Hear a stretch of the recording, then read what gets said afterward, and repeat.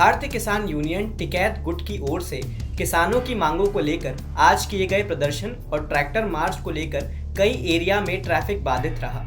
हालात को देखते हुए प्रशासन ने कई जगहों पर रूट को डाइवर्ट कर दिया। किसान आंदोलन को लेकर हरियाणा के कई जिलों में इंटरनेट अब भी बंद है। केंद्रीय कृषि मंत्री अर्जुन मुंडा ने किसान संगठनों से शांति बनाए रखने की अपील करते हुए कहा कि हमें बातचीत से इसे समाधान की ओर ले जाना है।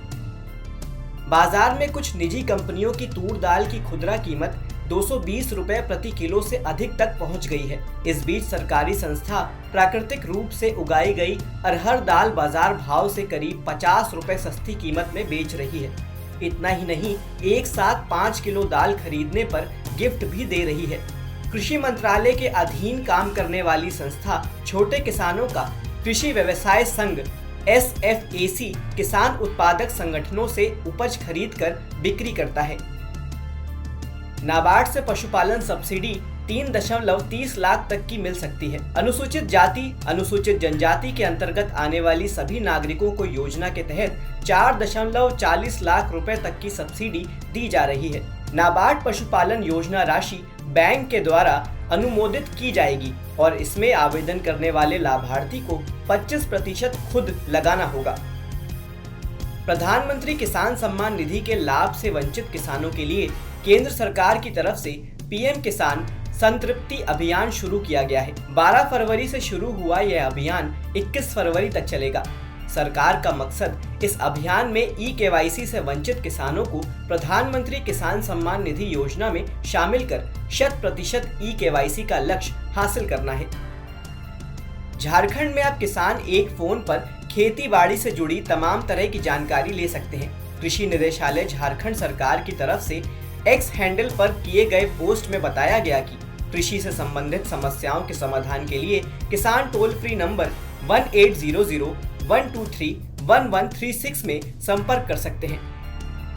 भारत में लहसुन की कीमत अधिक होने के चलते नेपाल के रास्ते इसे चीन से लाने की खबर है। तस्कर चाइनीज लहसुन को देश के अलग अलग शहरों में बेच रहे हैं। जानकारी के मुताबिक नेपाल में लहसुन आने के बाद उसे बिहार के रास्ते देश के अलग अलग शहरों में खपाया जा रहा है। 80 से 100 रुपए किलो मिलने वाला लहसुन 400 रुपए किलो के पार पहुंच गया है। मुंबई सहित कई अन्य शहरों में यह 500 रुपए किलो बिक रहा है। झींगा मछली में होने वाली वाइब्रियोसिस बीमारी से बचाव के लिए वैज्ञानिकों ने BAMP को सख्ती से अपनाने की सलाह दी है।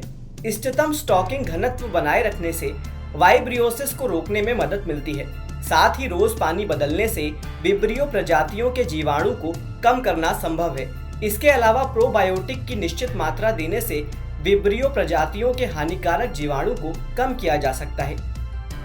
केंद्र सरकार के वित्त वर्ष 2024-25 के लिए मनरेगा का बजट पिछली बार की तुलना में 26,000 करोड़ रुपए बढ़ा दिया गया है, लेकिन इस बजट का फायदा देश के 85 लाख से ज्यादा मनरेगा मजदूर नहीं ले पाएंगे, क्योंकि इन मजदूरों के जॉब कार्ड को सिस्टम से हटा दिया गया है।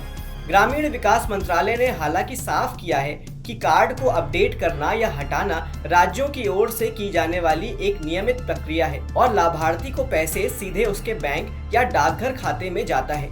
इसके लिए जरूरी है जॉब कार्ड बैंक खातों के साथ आधार से जुड़ा हो।